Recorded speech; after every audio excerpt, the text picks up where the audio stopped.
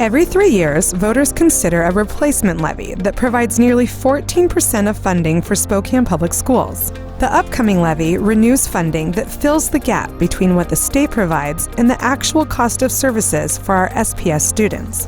The new estimated levy rate will be $2.40 in 2022, $2.45 in 2023, and $2.50 in 2024. While this is higher than the current rate, it is lower than the levy rate in 2018 and years prior.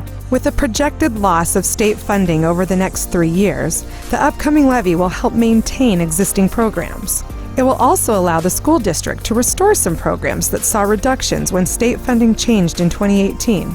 And the levy will support the operating costs of opening our 3 new middle schools, reducing crowding at our elementaries.